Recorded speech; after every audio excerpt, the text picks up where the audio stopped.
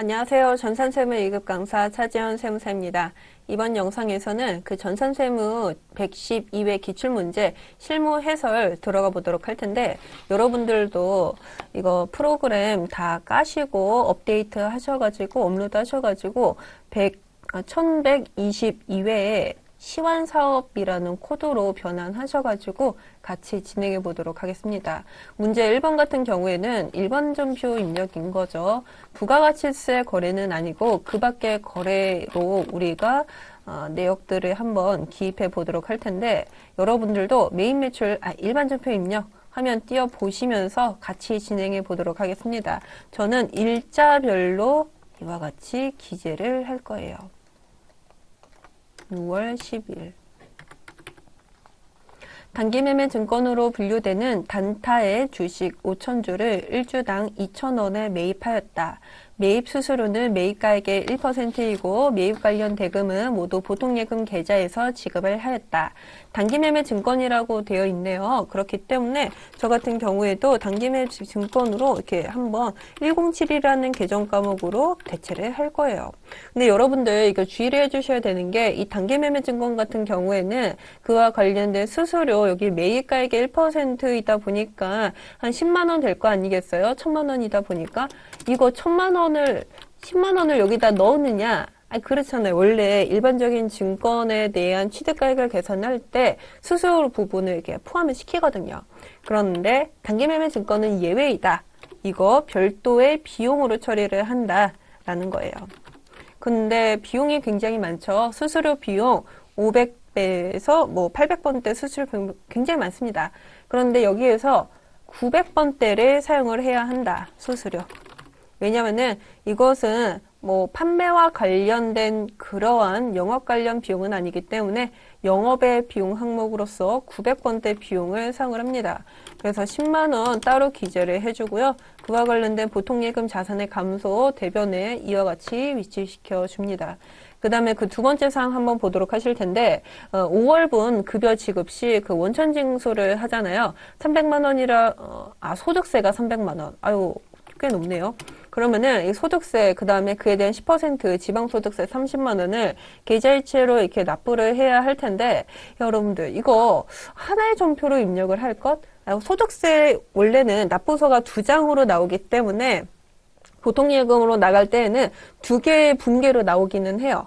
그런데 아직은 여러분들이 실무를 하고 있지는 않다 보니까 그냥 이체하고 납부하는 거 하나의 분계로 나타내 보도록 하겠습니다. 근데 우리가 예수금으로 가지고 있는 거 원래 그 자리는 어디인 거죠? 대변인 거죠. 근데 이제 납부를 했기 때문에 이제 나의 채무는 없어지는 거예요. 그래서 예수금이라고 하는 거를 대변에 두자라는 거죠. 이거 얼마인가요? 330만 원.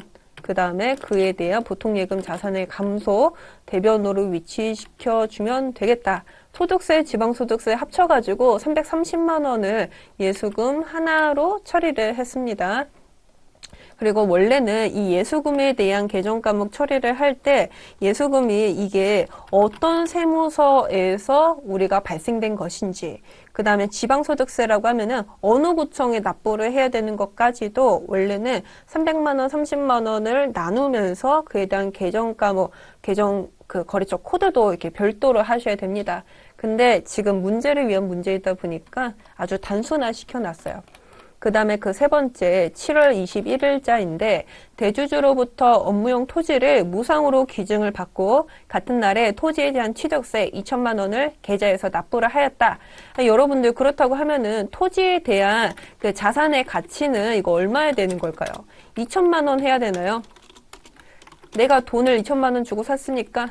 그렇진 않죠. 시가로 따지면은 이 공정가치는 3억 5천이에요. 거기다가 그에 대한 취득세 가산해야 되겠죠. 그렇기 때문에 3억 7천만 원이 될 수 있겠다. 그 다음에 보통예금 계좌로 납부한 2천만 원, 꽁으로 받은 3억 5천만 원, 이거를 두 가지로 분류를 합니다. 자산수중이익, 이라고 해가지고 3억 5천만 원만큼 우리가 영업의 수익 항목으로 두고요. 그 다음에 실제로 나의 그 예금에서 나간 2천만 원을 자산의 감소 대변으로 처리를 시켜줍니다. 하나의 전표로 입력할 것. 이와 같이 하나로 해봤죠. 그 다음에 네 번째 한번 보도록 하실 텐데요. 우리가 외상 매출금을 지금 10만 달러로 이렇게 발생시켰는데, 그럴 수 있어요. 우리가 매출을 발생시키는 게 한국에 있는 국내 기업뿐만 아니라 저희 중국에 있는 해외 기업일 수도 있다라는 거죠. 그게 도담의 외상 매출금으로 이렇게 달러로 우리가 자산으로 잡혀 놓은 게 있다.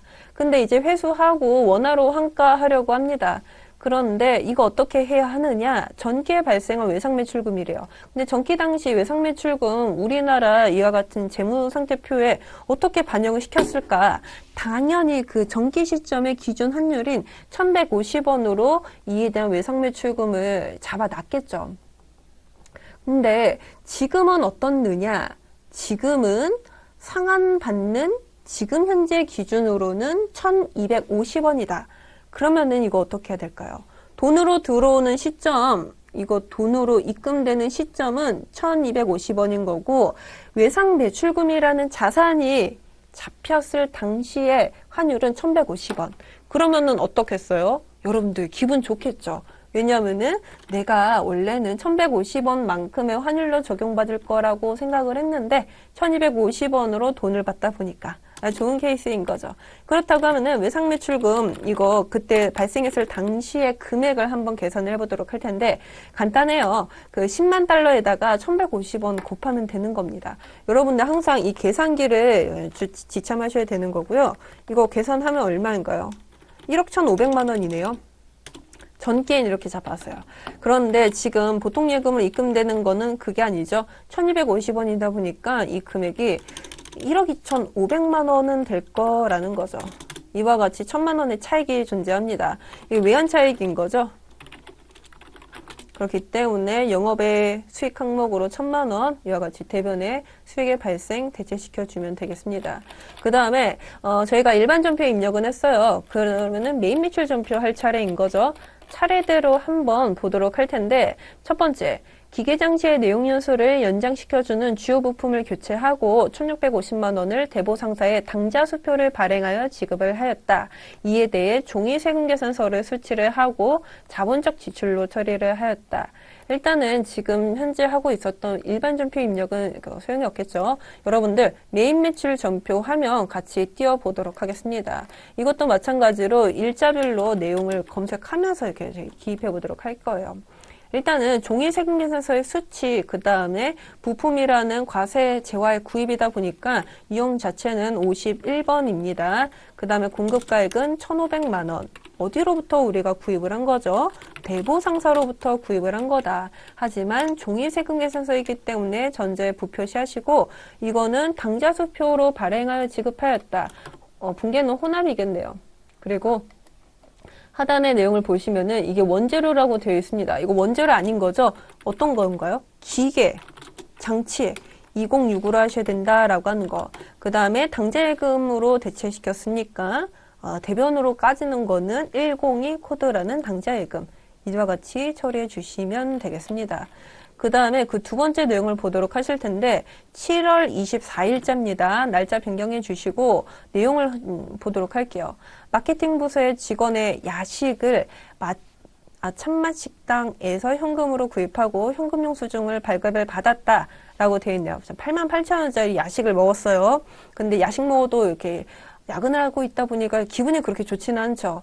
근데 일반 과세자로부터의 현금 영수증 구입이기 때문에 그리고 사업과 직접적으로 관련이 되어 있고 우리가 메인 매출 전표로서 이 8,000원에 대한 부가세 공제를 받을 수 있습니다.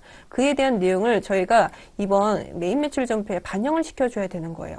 현금 영수증 매입이다 보니까 현과 61번으로 하셔야 되는 거고 88,000원을 기재하시고 참맛 식당 붕괴는 현금인 거죠, 당연히. 그래서 현금으로 구입했고 그럼 어떨까요? 이거 원재료이던가요? 그렇진 않죠. 마케팅 부서의 직원 야침이다 보니까 마케팅 811로 복리후생비 처리해 주시면 되겠습니다. 이와 같이 두 번째 문제까지 살펴봤고 그 다음에 그 세 번째 문제 보시면은 8월 1일자입니다. 여러분들도 메인 매출 전표 입력 일자를 8월 1일로 한번 대체시켜 보도록 할게요. 보시면은 제품의 영업관리를 위하여 개별 서비스의 과세 대상 승용차 1500cc라고 되어 있네요. 근데 1000cc 넘으면 우리가 개소세 부과하고 부가가치세 공제도 안 해주는 건 다들 알고 계시죠. 빠른 자동차에서 구입을 하였다. 대금은 보통예금 계좌에서 300만 원을 지급하고 나머지는 외상 처리하였다. 다음과 같이 세금 계산서를 발급을 받았다. 시환사업이 빠른 자동차로부터 이와 같이 1500cc 승용자동차를 구입을 하고 그에 대한 적격증빙으로 전자세금계산서를 발급을 받았습니다. 그런데 이거 전자세금계산서 받았다고 해가지고 이거 무작정 51번으로 하셔야 되는 건가요? 그렇진 않죠. 개소세 과세 대상 승용자동차로 부가세 공제 대상이 아니기 때문에 불공이라고 처리를 해주셔야 됩니다. 그리고 2,650만 원이었나요? 2,500만 원. 그러면은 이렇게 2,500. 그 다음에 빠른 자동차 입하시고 전자유효 표시하시고 그 다음에 분계로는 혼합으로 처리를 해주셔야 되는 거죠. 왜냐하면은 이에 대한 그 대가가 약간은 다르기 때문에 일단 보통예금으로 300만 원 나갔고요. 그 다음에 그 외상으로 했대요. 근데 외상으로 할 때 이거 외상매입금으로 할까 아니면 미지급금으로 할까 이거 고민하시면 안 됩니다. 이거는 물론 사업 관련해서 했다 할지라도 뭐 상품이라든지 원재료 구입 뭐 그런 것이 아니기 때문에 미지급금으로 처리를 하셔야 되는 거예요. 이렇게 이거 문제까지 해봤고 네 번째. 더뷰 상사에게 제품 200개를 개당 2만 원에 판매를 하고 전자세금계산서를 발급을 받았다. 이와 관련하여 공급가액의 30%는 보통예금 계좌로 받고 나머지는 외상으로 하였다. 라는 내용이 있습니다. 일단 시원사업 입장에서 팔았고 세금계산서를 발급한 케이스라고 볼 수 있는 거예요. 그런데 대금에 대한 결제가 두 가지로 나눠져 있는 거죠. 일자부터 변경 뜰게요. 8월 17일. 과세인 거고 품목은 어떤 건가요? 품목 모니터웨. 일단은 공급가액은 4천만 원, 부가가치세 400만 원, 더뷰 상사 체크하시고 전자유효 표시하시고 분계는 혼합을 하셔야 됩니다. 왜냐하면은 두 가지로 대금 결제가 이루어지고 있기 때문에 일단은 첫 번째는 어떤 건가요? 보통예금으로 지급을 받는 거죠. 근데 4,400에 30% 하면 얼마인가요? 1,320만 원이네요. 이와 같이 적어주시고 이거 어떻게 처리를 해야 되는 거죠? 나머지는 외상 매출금이라는 자산 채권으로 나머지 금액을 대체시켜 줘야 되는 거죠. 이와 같이 네 번째 문제까지 살펴봤고요. 그 다음에 그 다섯 번째. 미국의 KMC사에 6만 달러의 제품을 직수출하였다. 수출 대금 중에서 3만 달러는 11월 30일에 이렇게 보통예금 계좌로 받았대요. 그리고 나머지는 12월 5일에 받기로 했다고 했는데 이 날짜가 중요한 거죠. 일단은 선적일이 11월 30일, 그 다음에 보통예금으로 받는 날, 그 다음에 그 나머지 받는 날. 그런데 보통예금으로 선입금받는 금액조차도 선적일을 넘지 않습니다. 선적일 기준으로 받고 그 나머지를 그 다음 12월 달에 받기로 했다라는 거죠. 그렇다고 하면은 여러 가지 기준안에 대한 정보가 있기는 하지만은 27일은 중요한 정보가 아니에요. 수출 신고일이라고 하는 거는 말 그대로 우리가 그 어디다냐 세관장한테 우리가 신고를 하겠다라고 하면서 페이퍼로 그냥 신고하는 것에 그 절차에 불과합니다. 별로 의미 있는 숫자는 아니고요. 그 다음에 10의 5일자 뒤에 받기로 했다 할지언정 뒤에 받는 거는 무조건적으로 선적일 시점에 기준 환율을 적용을 받게 되어 있습니다. 그래가지고 요거는 필요 없고 그 중간에 있는 선적일자의 기준 환율인 1,310원을 사용해야 된다라는 거죠.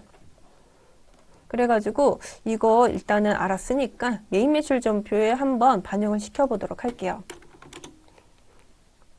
수출이라고 되어 있기 때문에 16번으로 하셔야 되는 거죠. 아니 왜냐면은 내국 신용장 구매 확인서에 의한 세금 계산서 발급이라고 어디에도 나와 있지 않아요. 그 다음에 이거 어떻게 해야 되는 거죠? 6만 달러에다가 1,310원을 곱하면 얼마인 거죠? 7,860만 원이던가요? 네. 그 다음에 KMC사. 분기는 어떻게 되느냐. 일단은 계좌가 두 가지로 결제가 되겠다 보니까 혼합으로 하셔야 됩니다. 그리고 이게 6만 달러에서 3만 달러, 3만 달러이기 때문에 일단은 그 금액을 안 분해서 보통 예금으로 들어오는 거 7,860만 원에 50% 하면 얼마인 거죠? 3,930만 원. 이와 같이 대체시켜 주고요. 그 다음에 그 나머지에 대해서는요, 어떻게 해야 되느냐. 아직 못 받았다. 그렇기 때문에 외상매출금이라는 자산으로 인식을 시켜줘야 되겠습니다. 영세일 구분란은요, 직수출이기 때문에 첫 번째 이 직접 수출로 여러분들 선택하시면 될 것 같고, 이거 신고번호를 기입하라고 되어 있나요? 아니요. 수출 신고 번호는 고려하지 말 것. 이라는 내용이 있기 때문에 굳이 신경 쓰지는 않겠습니다. 제가 5번까지 다 풀었어요. 그 다음에 어떤 걸 해야 되느냐? 부가가치세 신고. 보통 한 2가지에서 3가지 문제로 구성이 되어 있죠. 지금 112회 기출문제 같은 경우에는 그 첫 번째가 임대공급가의 명세서라는 부속명세서 작성이에요. 그 다음에 그 두 번째는 부가가치세 신고서 작성하는 거고요.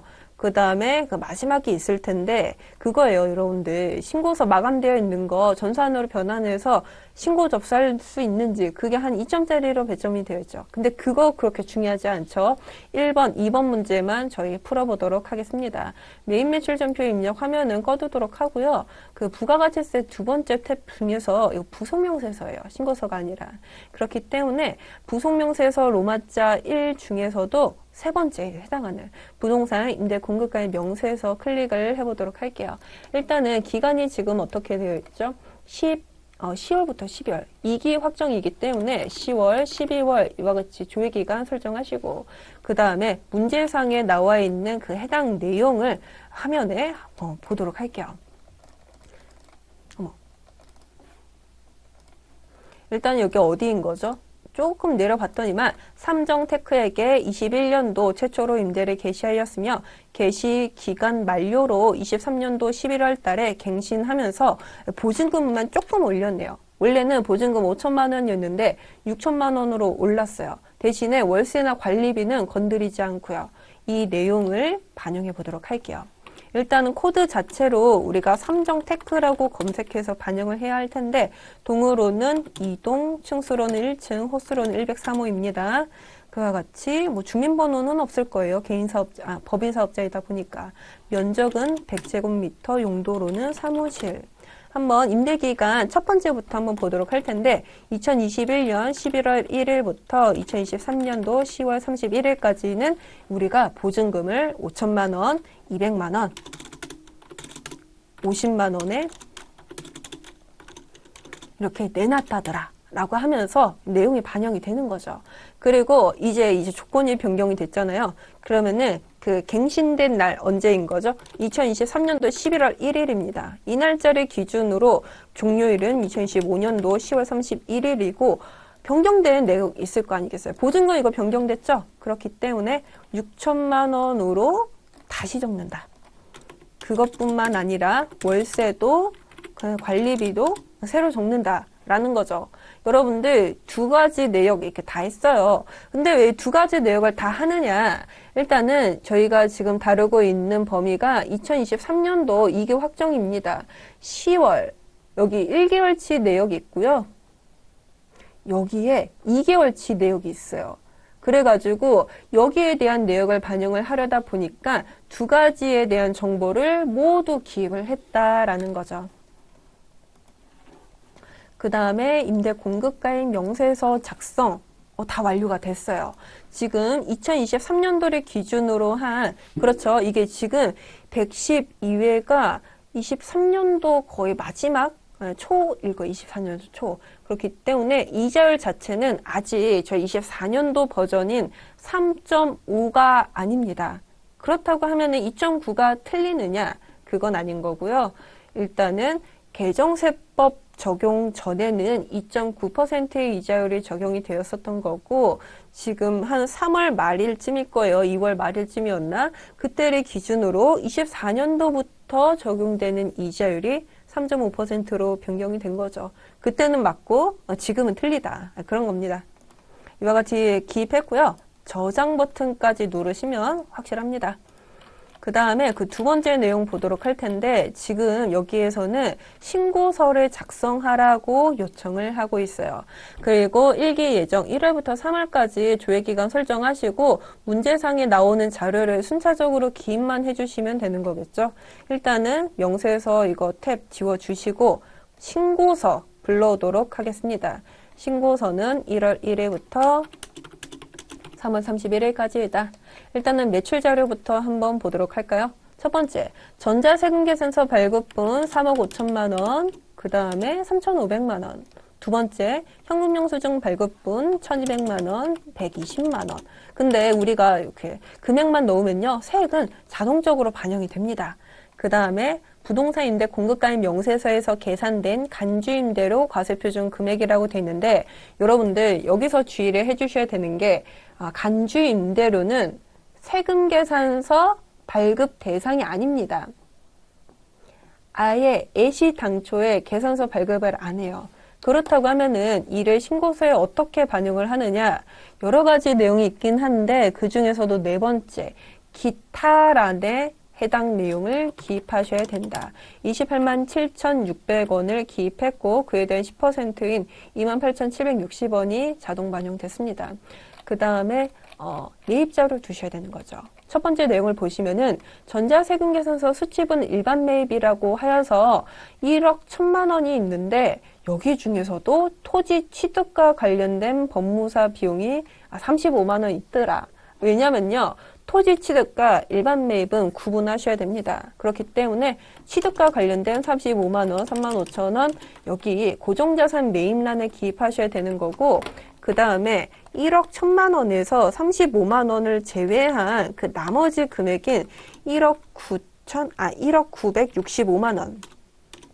이 금액을 여기다가 차례대로 기입을 하셔야 된다라는 거죠. 근데 여기서 주의를 하셔야 되는 거는 또다시 있어요. 이 35만 원이 공제 대상이 아니다. 그렇기 때문에 공제받지 못할 매입세액 명세서란에 35만 원, 3만 5천 원을 또 추가적으로 기입을 해줘야 된다. 그 얘기하고 있는 거죠. 그 다음에 그 두 번째, 전자세금계산서 수취분 고정자산 매입이라고 되어 있는데 이거 어떤 건가요? 어떻게 해야 되는 거죠? 4천만 원 여기다가 35만 원에 추가적으로 합산해서 넣어야 되는 건가요? 그렇죠. 넣어야 되죠.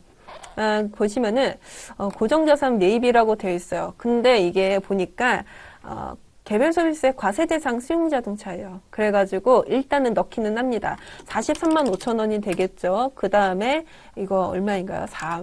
404만 5천 원 이렇게 반영이 될 거고 또 여기서도 공제받지 못할 매입세액 명세서란에 또 이 금액이 반영이 되겠죠. 4,035만 원. 그 다음에 403만 5천 원 기재가 됩니다. 그 다음에 세 번째 내용을 보도록 할 텐데 신용카드 일반 매입액이라고 되어 있어요. 그런데 지금 내역을 보시면은 공급가액이 5천만 원 세액, 접대비 관련해서 또 500만 원 세액 50만 원. 근데 지금과 같이 전자세금계산서 같은 경우는요. 원래 공제 대상이 아닌 거 있었잖아요. 토지 관련한 법무사 비용 35만 원. 그 다음에 업무용 승용차 이거 지금 4천만 원. 이거 더하고 뺐습니다. 왜냐면은 총액법이기 때문에 그에 반해서 저희가 지금 다루고 있는 신용카드는 약간 달라요. 순액법입니다. 순액법이라 함은 공제되는 것만 넣겠다라는 거예요. 그렇기 때문에 5천만 원에서 500만 원을 차감한 4,500만 원에 대해서만 공제를 받고 세액도 50만 원을 차감한 450만 원만 공제를 받겠다. 이 소리인 거죠. 그렇기 때문에 여러분들 이 점 주의를 하시고 그 밖에 공제세 매입 여기 말하고 있는 거죠. 근데 일반 매입이라고 되기 때문에 4,500을 여기다가 쫙 반영을 한다. 그런 내용이었습니다. 그 다음에 기타 자료로 전자세금계산서는 적법하게 발급이 되었다. 뭐 이거 가산세 발생할 여지는 없다는 거죠. 전자신고 세액공제는 고려하지 않는다. 이게 부가가치세 관련해가지고 확정신고 시 전자신고가 이거 10,000원이 있어요. 근데 고려하지 않는데요. 왜 고려하지 않을까라고 봤더니만 지금은 예정신고 기간 때문인 거죠. 그래서 하고 싶어도 못하는 겁니다. 그래서 고려하지 않는다라는 표현이 있는 거고요. 그 다음에 세 번째, 이거는 따로 하지 않고 넘어가겠습니다. 그 다음에 결산. 이거는 그대로 여기 문제상에서 한번 진행해 보도록 할게요. 첫 번째 문제부터 보도록 할 텐데 3월 22일에 장기투자 목적으로 바른상사의 비상장 주식 만주를 730만 원에 취득을 하였다. 결산일 현재 주식의 시가는 1주당 850원이다. 이거 원래 지금 딱 10,000원을 없애 보니까 한 주당 시가가 취득 당시 730원이었었던 거죠. 근데 이것이 지금 350원이 되어버렸다. 근데 이거 어떻게 해야 됩니까? 결산 시점 이거 단기매매 증권 이라고 하면서 그 시가에 해당하는 만주인 거죠. 곱하기 120원에 해당하는 이 내용을 여러분들이 반영을 시켜줘야 되느냐. 근데 이게 약간 내용 애매해. 보시면은 장기 투자 목적이래요. 그러면은 보통은 만기 보유 증권이거나 아니면은 매도 가능 증권 이 둘 중 하나인 거거든요. 근데 여기서 이 시가를 보여주는 의미는 매도 가능 증권으로 선택을 하라고 그렇게 나와 있기 때문에 결산일 시점에 시가를 보여준 것 같아요. 그래서 매도 가능 증권 평가 이익으로서 이와 같이 시가에 해당하는 이 차익만큼만 여러분들이 반영을 해주시면 될 것 같습니다. 지금 만주에다가 120원이다 보니까 120만 원인가요? 장기 투자 목적이라는 표현이 나왔기 때문에 이를 단기 매매 증권으로 계정 처리하기에는 다소 조금 어려움이 있는 것 같아요. 그 다음에 그 두 번째 보도록 할게요. 12월 30일에 장부상 현금보다 실제 현금이 10만 2천 원이 적은 점을 발견하여 현금 가부족으로 회계 처리를 하였으나 기말까지 원인을 파악하지 못했다. 장부상 현금보다 실제 현금. 그렇기 때문에 실제 현금으로 맞춰줘야 되는 거겠죠. 그래서 발견 당시에는 실제 현금 자체를 이와 같이 10만 2천 원 줄였어요. 근데 이에 대한 원인을 알고 있지 않다 보니까 현금 과부족이라는 임시적 계정 과목으로 일단은 대체시켜 둔 거죠. 근데 이제 결산 시점이 되면은 현금 과부족이라고 하는 계정 과목은 없애줘야 되거든요. 재무상태표, 재무제표에 반영시키면 안 돼요. 그래가지고 어쩔 수 없이 떨굽니다. 현금 과부족. 근데 이거 원인을 알아서 떨구는 거냐? 아니다. 어쩔 수 없이 떨구기는 하는데 내용을 모르다 보니까 이거 잡손실로 처리를 한다라는 거죠. 잡손실. 어쩔 수 없다. 이거는 그냥 나간 거고 뭐 복리후생비든지 아니면 여비교통비인지 모르겠다라고 하는 거죠. 그 세 번째. 결산 시 거래처 원장 중 보통예금으로 지금 잔액이 마이너스 통장인가 봐요. 3,540만 3,800원이 있음을 발견을 하였다. 근데 보통예금 원래 이렇게 마이너스 처리하면은 이렇게 재무상태표에 이쁘지 않습니다. 마이너스 처리할 바에는 자산의 마이너스 그냥 부채로 두자라는 거죠. 그렇기 때문에 단기 차입금 계정을 사용하고 마이너스 처리하지 말 것. 그렇기 때문에 보통예금 살려줍니다. 그 다음에 대변에는 단기 차입금이라는 계정 과목을 위치시켜 줄 거예요. 이거 왜 하느냐?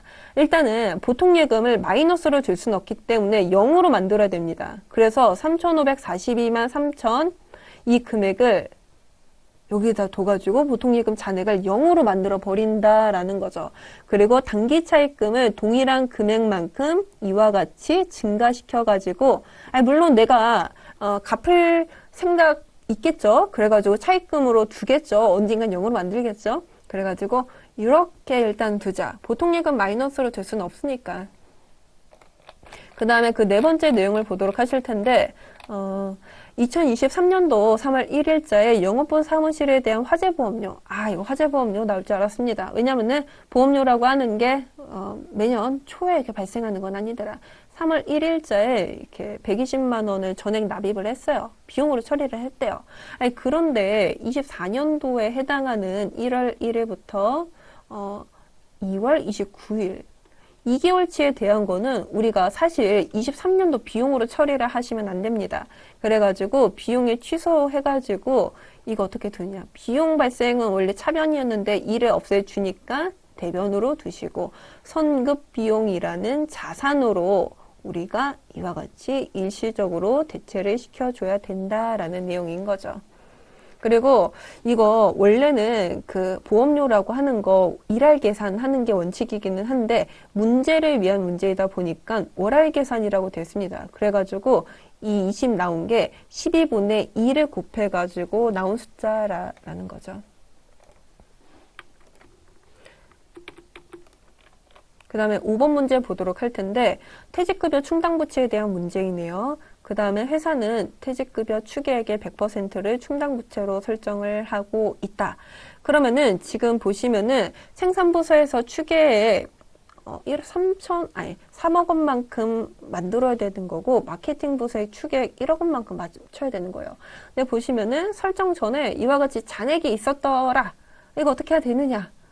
3억 원을 그대로 넣어야 되느냐? 아니다. 일단은 3억만 만들어주면 되는 거니까 차익에 해당하는 2억 4천만 원만큼만 추가적으로 우리가 잡으면 된다. 여기 마케팅 부서도 마찬가지이다. 2천만 원이 기존에 있다 보니까 1억 원을 만들기 위해서는 차익에 해당하는 8천만 원에 해당하는 만큼의 금액만 추가적으로 설정을 해준다. 그래가지고 충당부채가 이와 같이 얼마인 거죠? 3억 2천만 원. 나오는 거 맞아요. 그 다음에 여기에는 퇴직급여가 나갈 거라는 거죠. 퇴직급여이긴 한데 500번대 퇴직급여이긴 한데 마케팅 부서에서 발생한 거다 보니까 800번에 대한 퇴직급여. 이게 계정 과목 코드 자체가 다른 거잖아요. 그래가지고 2억 4천만 원 각각 기입하시면 그리고 8천만 원 기입하시면 되겠다라는 내용이었습니다.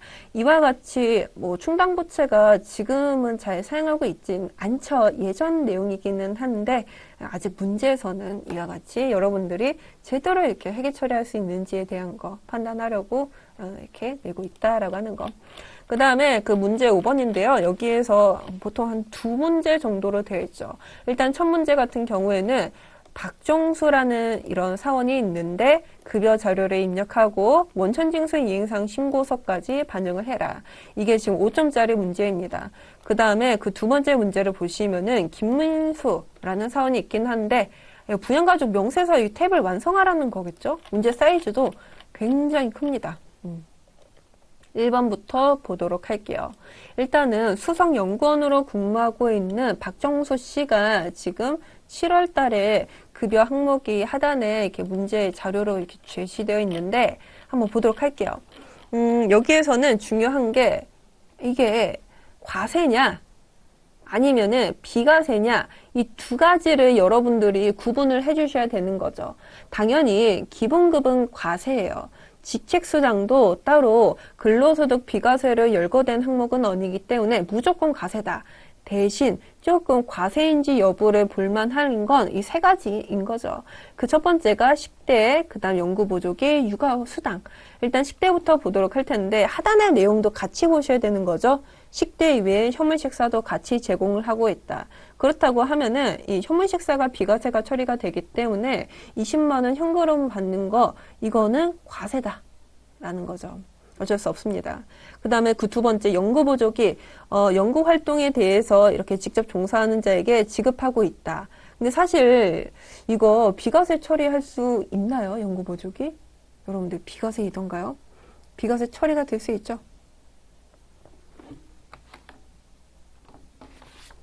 그 다음에 그 육아수당 보시면은 그 6세 이하의 자녀 보육과 관련해가지고 수당을 지급한다라고 되어 있는데 이것도 마찬가지로 비과세 항목으로 되어 있긴 합니다. 근데 여러분들 이 육아수당이라고 하는 게 올랐어요. 원래는 23년도 기준으로 월 10만 원이었거든요. 근데 24년도 기준으로 20만 원으로 늘어났습니다. 그래가지고 지금 저희가 다루고 있는 112회차가 23년도 세법을 기준으로 이렇게 출제된 문제예요. 그래가지고 육아수당을 20만 원 했을 때 여기서 비과세 받을 수 있는 거는 23년도 기준으로 10만 원밖에는 안 돼요. 이 점 유의하시면서 이게 23년도에는 10만 원이었지만은 24년도에는 20만 원이기 때문에 그때 당시 10만 원 공제 받았던 게 지금 당시 기준으로는 24년도 기준으로 이거 모두 공제 받을 수 있겠구나. 요 정도 아셔야 된다라는 거죠. 그 다음에 뭐 오른쪽에 있는 거는 별 문제 없습니다. 여러분들이 그냥 기입만 해주시면 된다. 설마 숫자를 잘 못 적지는 않겠죠? 예, 하시면 됩니다. 그 다음에 이렇게 반영했다라고 하면은 여러분들이 급여자로 기입하시고 이행상 신고서. 사실은 기입은 여기서 하는 거고 이거는 반영하는 거죠. 이렇게 순차적으로 해주시면 됩니다. 근데 급여자를 입력하실 때 7월 대한 거고 지급일이 7월 31일인 거잖아요. 그렇기 때문에 이에 대한 내용 여러분들이 주의를 해주셔야 돼요. 어떻게 하느냐?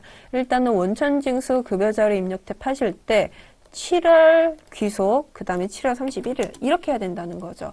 여러분들 여기서 말하는 귀속과 지급 이 차이는 무엇입니까?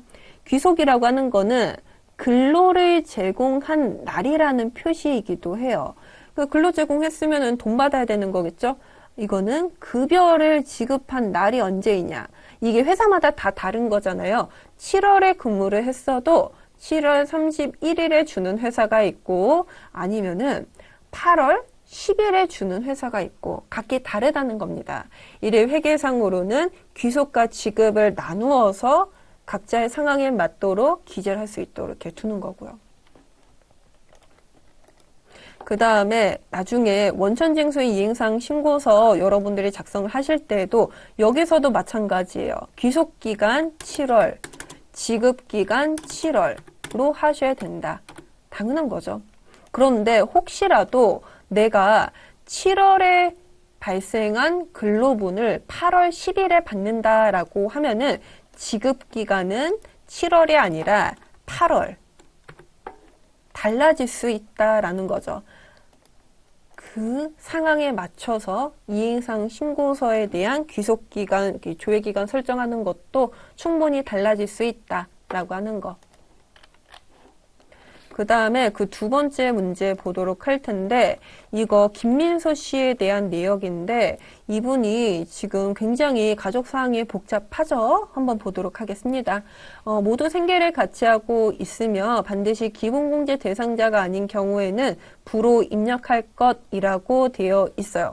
일단 근로자 본인에 대해서는 소득이나 나이 요건에 상관없이 모두 공제 가능한 거죠. 기본공제. 그 배우자 한번 보도록 할까요? 나이는 보지 않죠. 근데 총 급여가 500만 원 이하자로서 가능합니다. 자녀 보시면은 중학생이고 일시적인 문예창작 소득이 이게 분리과세 가능한 그 기타 소득 금액은 300만 원 이하인 거잖아요. 그렇기 때문에 충족하기 때문에 가능한 거고. 그 다음에 네 번째 김지민 씨 그 둘째 자녀는 초등학생인데 아직 소득은 없네요. 나이, 그 다음 소득 요건 모두 갖췄습니다. 그 다음에 모친인 한민여 씨라고 되어 있는데 이분이 지금 24년도 기준으로 했을 때 55년생이면 이거 몇 살이신가요? 한번 계산해 볼까요? 지금 69세라고 되어 있네요.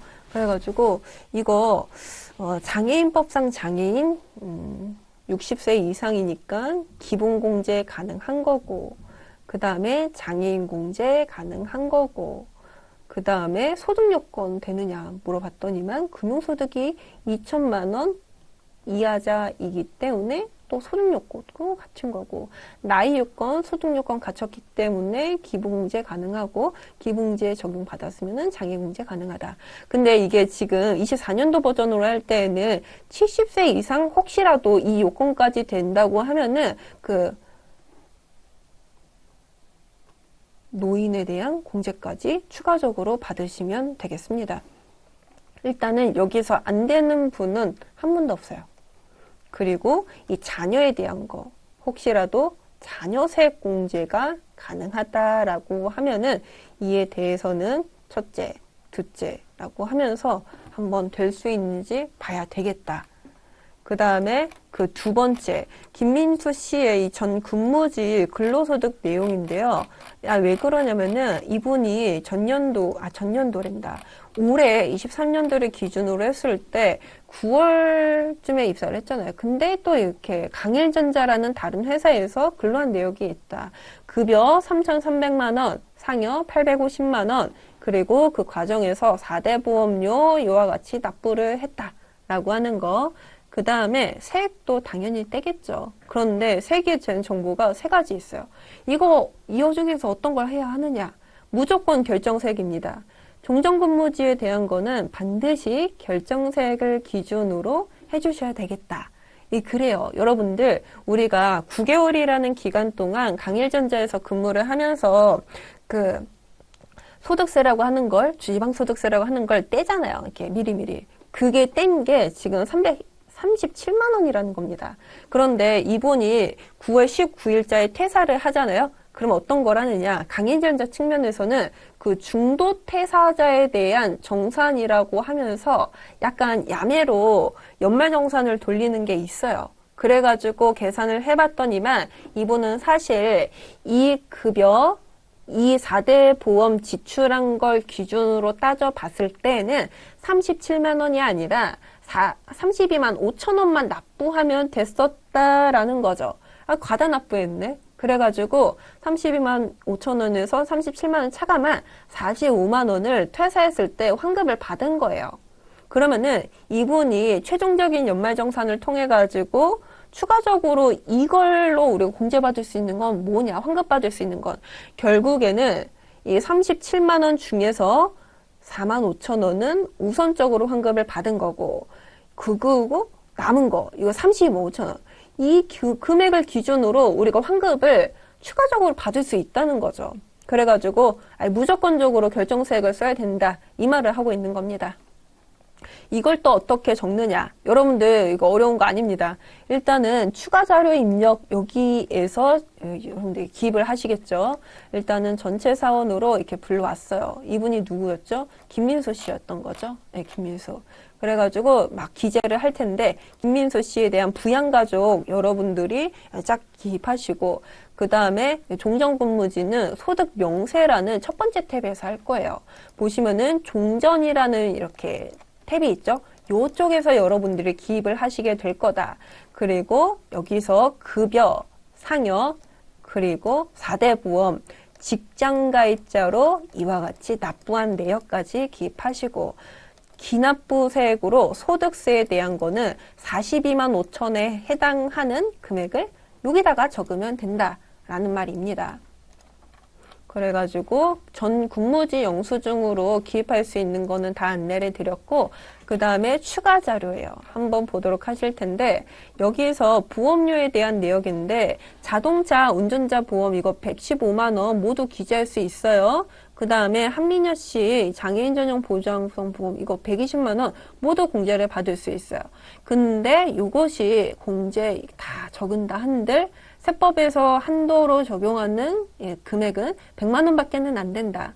대신에 여기는 12%, 장애인의 경우에는 15%까지 공제율을 적용하여서 각각 12만 원, 그 다음에 15만 원에 해당하는 세액공제를 적용받을 수 있게 된다라고 하는 거 모두 가능합니다. 근데 여러분들 이거 기재하실 때 주의해야 할 게, 우리가 여기서 부양가족 막 누르잖아요. 그러면은 내가 김민수 씨에 대한 정보를 기입을 하고 싶어요. 그러면은 첫 번째 여기에서 김민수 씨를 탭을 치고 하단의 내용을 기입을 해야 된다는 거예요. 그리고 그 다음 정보로 한민여 씨에 대한 정보를 120만 원 기입하려고 하는데, 여기에서도 또다시 한번 한민여 씨 기입했다고 칩시다. 이걸 탭을 찍고 하단에 내역을 기입해야 된다라는 거죠. 왜냐하면 탭을 기준으로 해당 이 내용들이 여기 다 분류가 되다 보니까 김민수 씨, 모모 씨. 네. 그 다음에 그 의료비 내역을 보시면은 이 의료비 같은 경우에는 나이라든지 소득 요건을 다 보지 않죠. 물론 보험료는 나이나 소득 다 받습니다. 근데 이분들 다 이거 해당이 됐었던 거 기억나시죠? 근데 나이는 아니죠. 그래가지고 지금 배우자분이 300만 원 지출한 거 다 될 수 있긴 한데 100만 원은 아니에요. 이게 실비 이게 되다 보니까. 그래가지고 100만 원, 아니 300만 원에서 100만 원 차감한 200만 원으로 기재하셔도 상관없는 거고, 300만 원, 100만 원 모두 기재하셔도 상관없는 거고. 그 다음에 김소지 씨 자녀용 그 렌즈 이거 60만 원인데 한도가 50만 원인 거죠. 그래가지고 이거는 60만 원이 아니라 50만 원으로 여러분들이 자구 수정해서 기입하셔야 됩니다. 그 다음에 교육비에 대한 내용인데요. 이 교육비 같은 경우에는 중학생인 이 김수지 씨에 대한 자녀 특별활동비 20만 원, 30만 원 범위 내에서 가능하죠. 근데 영어학원비가 안 돼요. 이게 학원비가 이게 초등학교 들어가면서부터 이게 엄청나게 기하급수적으로 늘어나기는 하는데 안 됩니다. 학원비가 가능한 거는 영유아 때까지만. 그리고 초등학생 30만 원 한도인 거죠. 태권도 학원비 해석하지만 안 돼요. 그 다음에 한민여 씨에 대한 장애인 특수교육비가 아닌 일반적인 그 등록금 300만 원인데 이건 안 됩니다. 직계 존속으로 우리가 지출 일반적인 교육비 인정받을 수 없어요. 근데 혹시라도 내가 부모님이 장애인이셔가지고 장애인 전용으로 한 이런 교육비가 들어간다. 그거는 예외적으로 가능한데 이건 그게 아닌 거죠. 그 다음에 그 신용카드 사용액 그거 보도록 할 텐데 이거 3,250만 원 중에서 전통시장 520만 원, 대중교통 이거 해가지고 이거 순액으로 하면 이거 얼마입니까?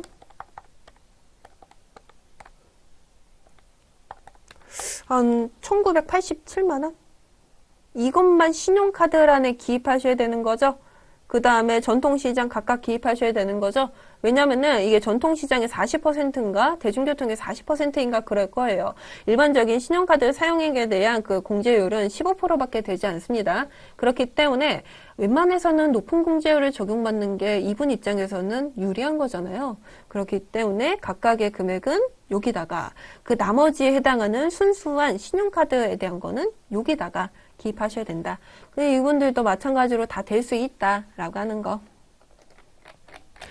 지금 10점짜리 문제였죠, 이게. 네, 한번 풀어봤고요. 여러분들 112회에 대한 기출문제 해설 이렇게 종료하도록 하겠습니다. 수고하셨어요.